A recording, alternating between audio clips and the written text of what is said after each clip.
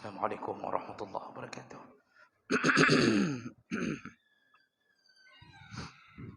Alhamdulillahirabbil alamin.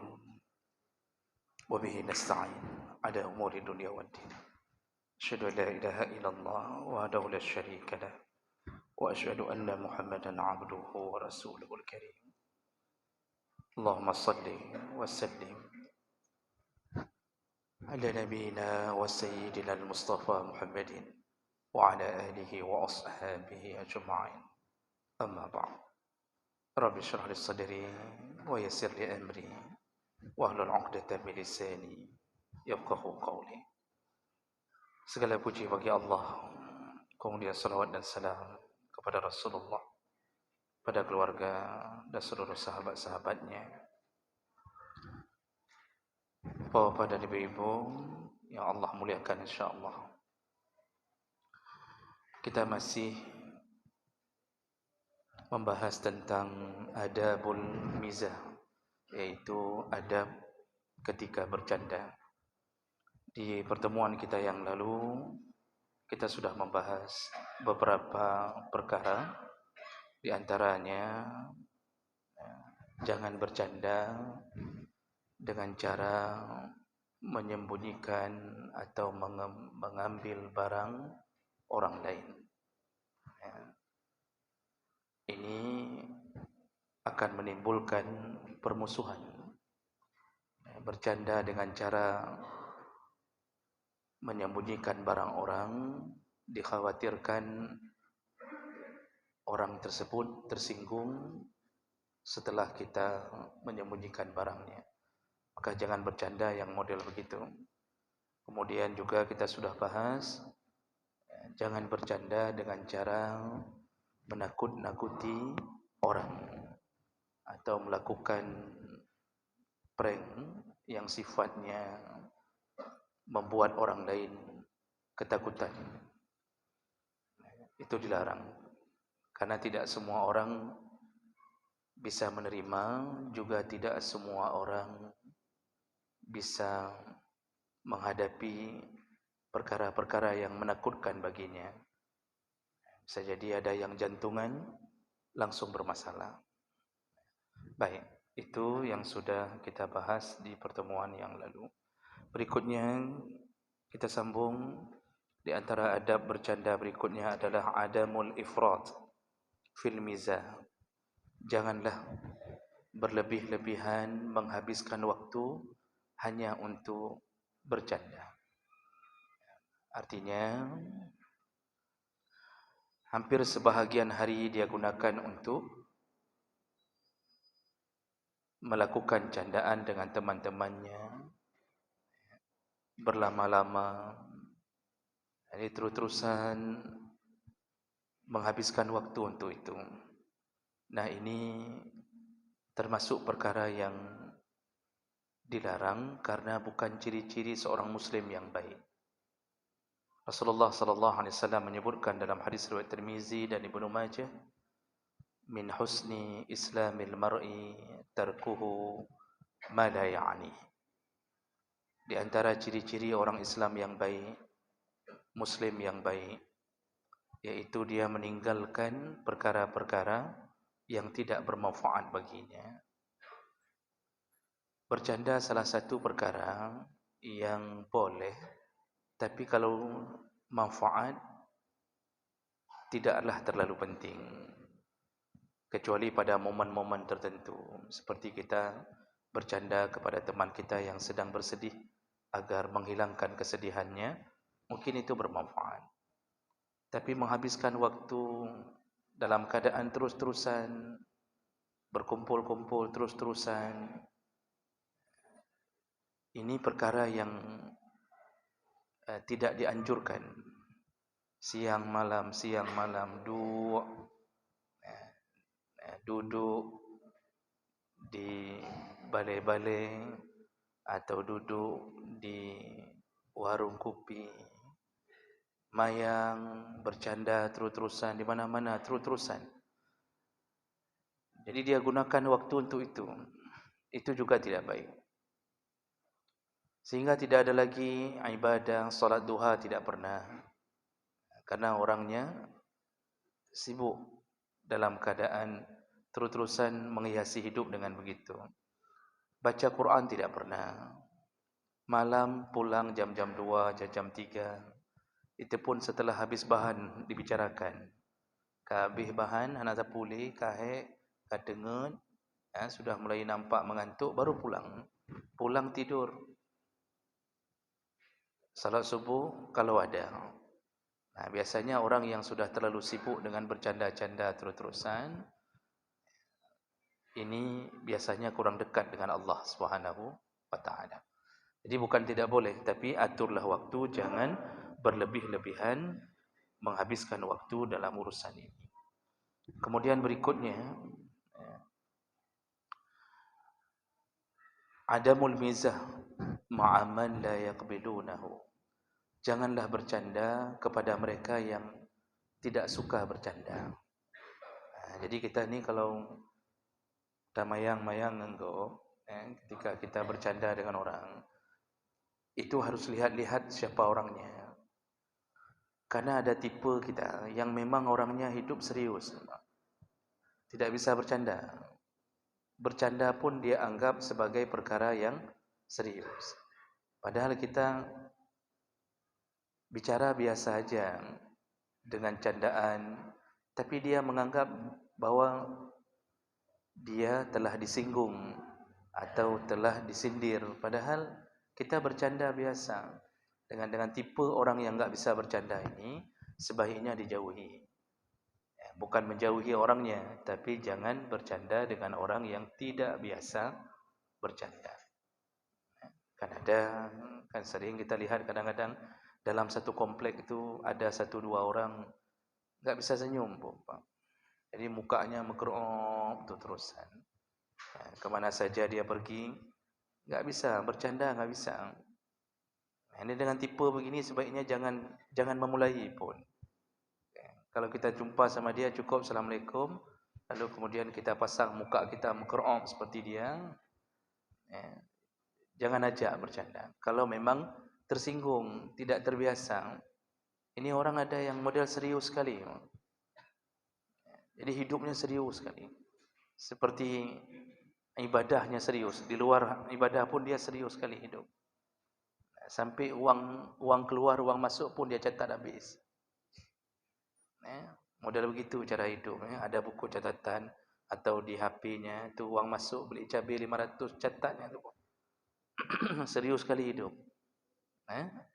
Mungkin ni waktu dilahirkan pun bidannya bertemu dengan bidan yang terlalu serius, makanya hasilnya begitu. Jadi dengan model urang lagi nyobek tak mayang.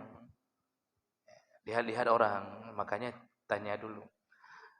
Namun walaupun begitu, terlalu serius hidup sehingga tidak ada ruang untuk bercanda pun tidak baik. Rasulullah itu suami yang paling baik, tapi beliau itu menyelingi hidupnya dengan canda dengan isteri-istrinya. Dan itu gaya hidup Nabi. Di rumah itu penuh dengan keromantisan.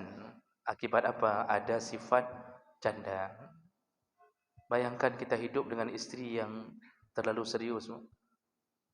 Tak bisa kita ajak canda. Ini kan capek hidup kita kan. Kita udah capek di luar, pulang. Tak bisa bercanda sedikit pun. Itu kan bertambah-tambah capek. Maka lihat-lihatlah orang dengan siapa kita bercanda.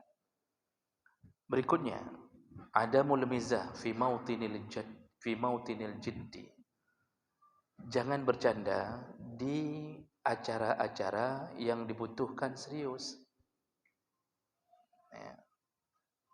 Jadi ada tempat-tempat yang memang tidak layak untuk bercanda. Contohnya apa? Kamajlisis sultan, seperti majlisnya raja, atau model sedang rapat dengan MPR, DPR, sedang rapat dengan komisi berapa begitu, membicarakan tentang suatu masalah. Itu jangan ketika rapat itu, kalau suasananya memang sedang serius, Jangan dibawa canda, nanti hasilnya tidak baik hasilnya. Dianggap memutuskan hukum dengan canda. Jadi ada tempat-tempat yang memang tidak layak untuk dibawa bercanda. Begitu juga wa majlisul qadhi, dalam sidang pengadilan, di depan hakim, ya, di depan qadhi. Itu jangan bercanda, nanti ditambahi hukumannya. Ada batasan-batasan. Wa inda syahadah, dan juga contohnya jangan bercanda ketika memberi kesaksian. Jadi ketika kita diminta untuk menjadi saksi, jangan baik mayang. Kalau lihat bilang lihat, kalau tidak lihat bilang tidak lihat. Enggak boleh dalam keadaan setelah bilang lihat lalu dia mengatakan, "Oh hana longing. Tidak lihat, saya cuma bercanda tadi." Enggak boleh. Itu bukan tempatnya. Itu bisa kena tampar 5 kali. Ya. Jadi majelis-majelis ini, ya, janganlah dijadikan sebagai tempat candaan. Ya. Kalau dalam dalam urusan ibadah, seperti pengajian, itu sebatas bisa ditolerir, tidak mengapa. Tapi jangan berlebihan. Tapi kalau majlis Jumat, khutbah Jumat, itu tidak boleh bercanda. Maka hanjit apa gak lucu punya Jumat. Hanjit. Tak boleh seorang khatib membuat jamaah sampai tertawa di hari Jumat. Karena itu bukan tempat untuk bercanda. Tapi kalau seperti pengajian biasa, supaya tidak ngantuk, itu aman. Asal tidak terlalu berlebihan. Jadi jamaah mendekatkan Allah Subhanahu Wa Taala ini perlu difahami dengan kebijaksanaan. Pajan jud damayang dan tempat yang hanjit damayang. Jadi betul-betul bijaksana di mana boleh bercanda, di mana tidak boleh bercanda. Kemudian ketika bercanda, jauhilah pembicaraan yang sifatnya pornografi. Semampu mungkin selama tidak ada manfaat. Yang sifatnya tidak halal baginya. Kadang-kadang kan kita sering terjebak dalam masalah ini kan, sering terjebak. Sedang kumpul dengan kawan-kawan, bicaranya yang jatuh ke dalam pembicaraan yang berbentuk porno. Apalagi sampai berbicara yang membongkar isi kamar, itu haram. Dan itu salah satu perbuatan terlaknat. Rasulullah sallallahu alaihi wasallam itu menyebutkan dalam salah satu hadis, di antara seburuk-buruk manusia, di antara seburuk-buruk derajat manusia yaumul qiyamah, di hari kiamat.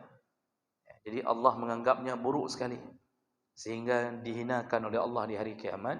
Salah satunya adalah yufdir rajul imra'atahu wa tufdi ilaih, yaitu seorang laki-laki, seorang suami, setelah dia berhubungan dengan istrinya, lalu istrinya pun sudah berhubungan dengan suaminya, lalu kemudian dia menyebarkan aib kamarnya kepada orang lain.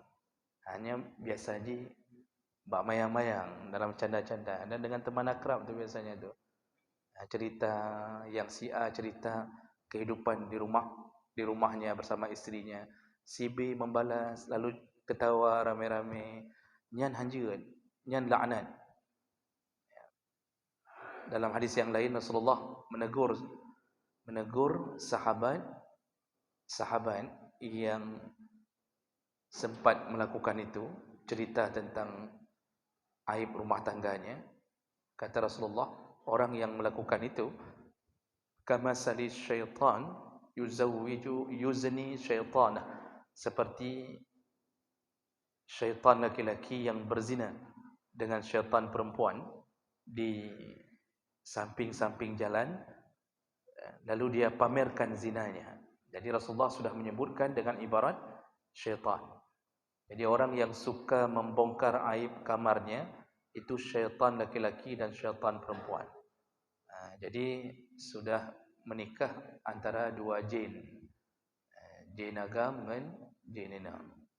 Kalau kebiasaan suka menceritakan aib itu, walaupun bercanda. Jadi orang mengatakan begini, Hana, ini kan lumayan tagai. Bercanda tidak boleh ke situ. Jangan cerita aib dalam rumah. Walaupun punya aib, jangan cerita apapun.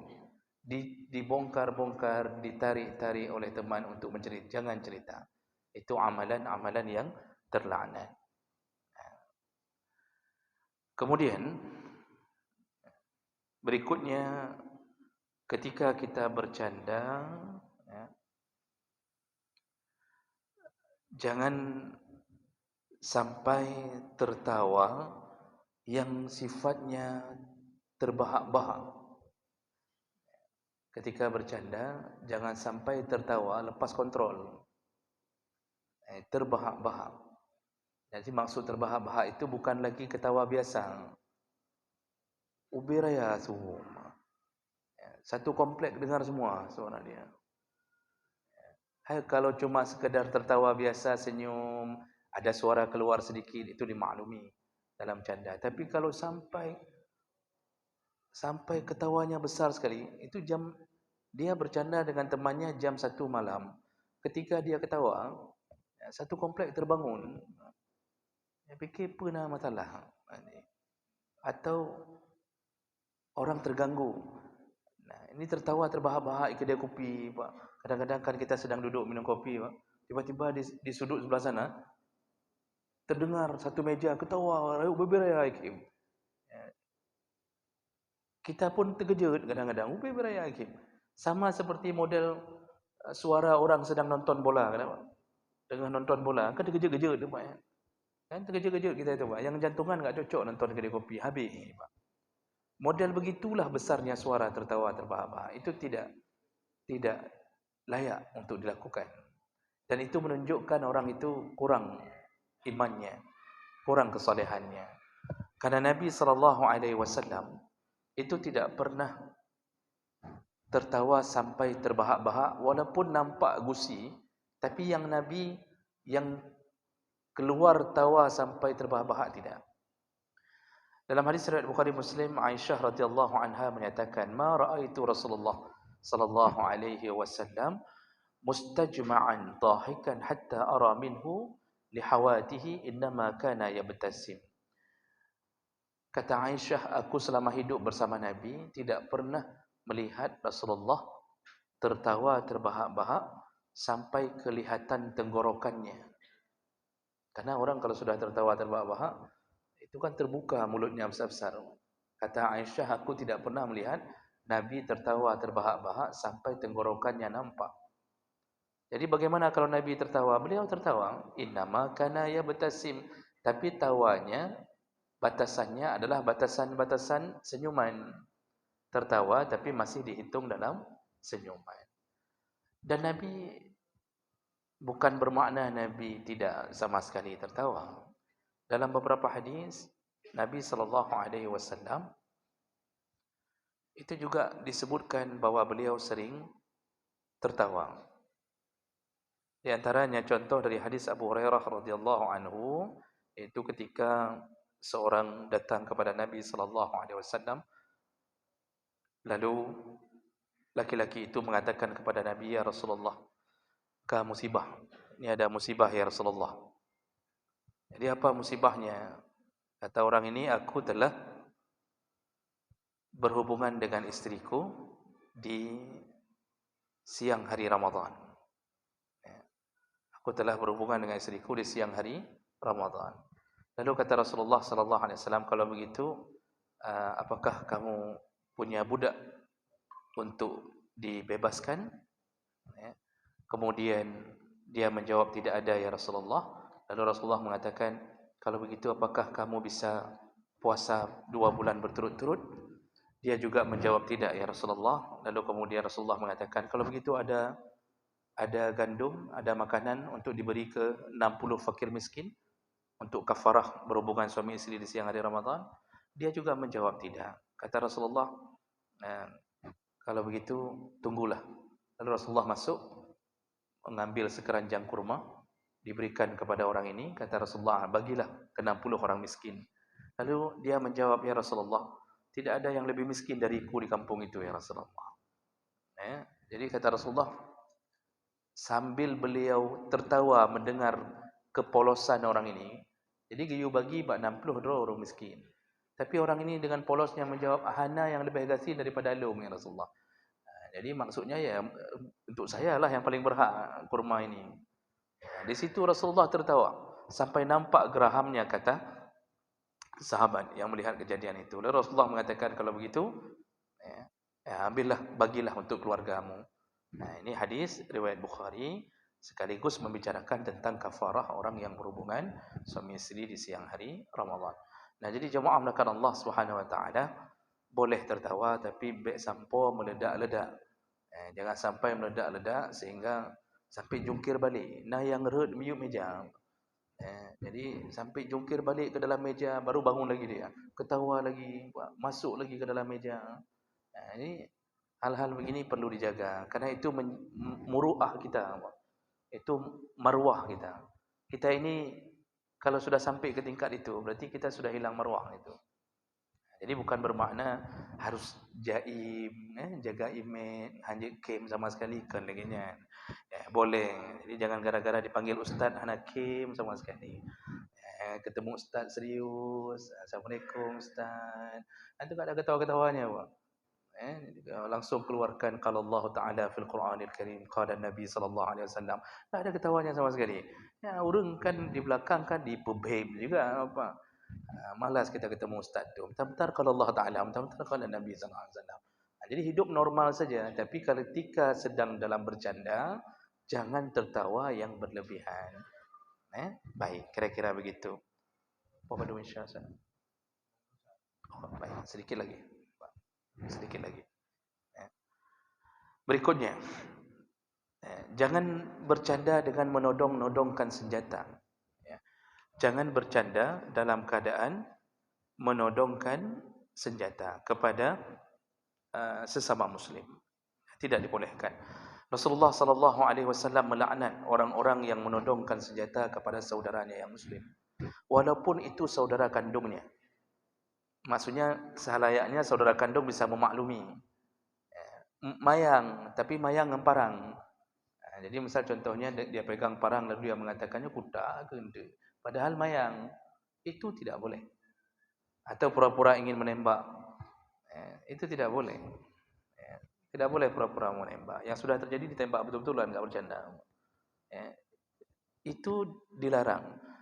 Atau apa sajalah benda yang berbahaya. Dan ingat-ingat, kadang-kadang dalam candaan kita tidak sengaja betul-betul kena. Syaitan bisa menjebak hal yang begitu. Gara-gara itu kabengnya sudah bermasalah. Jadi jemaah belaka Allah Subhanahu wa taala, ini perlu dijaga. Kemudian yang terakhir dalam pembahasan masalah adab bercanda ini adalah jangan bercanda pada unsur 3 perkara. Ada 3 perkara yang jangan bercanda, yaitu pada kalimat talak, rujuk dan nikah. Nikah, talak dan rujuk, itu jangan bercanda. Kata Rasulullah sallallahu alaihi wasallam, "Salasun jidduhunna jiddun wa hazluhunna jiddun." Ada 3 perkara, engkau bercanda pun serius, engkau serius pun serius, bercanda pun serius. Jadi enggak dianggap itu mayang-mayang walaupun tujuan bercanda. Apa dia? Yang pertama adalah an-nikah. Tidak boleh bercanda dalam urusan menikah. Maksud bercanda, kita pegang tangan seorang yang kita kenal, lalu kita panggil 2 orang, kamu jadi saksi ya, jadi saksi ya. Lalu kita langsung pegang, kita katakan telah saya nikahkan anak saya, Fulanah binti Fulan, dengan mahar sekian. Yang di situ pun karena dianggap sudah biasa bercanda, dia terima, telah ku terima nikahnya anak bapa fulanah binti fulan, dengan mahar kredit, kata dia, dengan mahar nanti dibayar. Karena mahar itu bukan rukun nikah. Jadi enggak ada mahar di tempat sah. Wali ada, wali sudah ada. Saksi ditanya samping kanan kiri, sah, sah, sah. Padahal mayang bercanda. Tapi betul-betul dia punya anak gadis, dia sebutkan nama anak gadisnya. Oh, anak gadisnya enggak hadir, enggak wajib hadir anak gadis. Maka di saat itu terjadilah pernikahan. Oh, enggak ada mahar. Mahar bukan rukun nikah. Mahar itu salah satu kewajiban dalam nikah. Mahar enggak dibayar di awal enggak apa-apa. Dibayar belakangan. Terjadilah pernikahan betul-betulan. Gara-gara dia ayah galak mayang. Mayangnya ke masalah itu, enggak boleh. Jadi bagaimana dengan hukum orang buat sinetron, buat nikah, buat ini? Itu bukan walinya. Itu bukan wali. Itu tidak mengapa membuat drama begitu, karena bukan wali yang menikahkannya. Itu kan di situ macam-macam itu Pak. Siapa-siapa yang mau jadilah. Penghulu pun hanya penghulu pura-pura. Tapi kalau betul-betul wali menikahkan anaknya, walaupun mayang jatuh pernikahan itu. Itu yang pertama. Yang kedua, at-talaq. Jangan bercanda dengan urusan kalimat cerai. Jangan. Makanya dalam mazhab Syafi'i, kita ke kedai kopi, ditanya sama kawan, kenapa wajahnya begitu? Kenapa tidak bahagia sama sekali? Apa sudah jatuhkan cerai ke isteri ya? Bukan cerai nang ke? Kita jawab, kita bercanda, hai kagu cerai. Langsung jatuh cerai. Tidak boleh. Maka laki-laki harus menjauhkan diri dari kalimat cerai. Rujuk juga sama. Rujuk enggak bisa diajak canda. Pulang enggak bisa dia ketuk pintu lalu dia mengatakan ke isterinya, saya sudah pulang. Lalu isterinya mengatakan, oh alhamdulillah. Lalu dia mengatakan, hana aja deh, kumayang. Itu tetap rujuk. Tetap rujuk. 3 perkara ini tidak boleh dijadikan candaan. Baik, saya berhenti di sini biar ada waktu sedikit untuk bertanya jawab.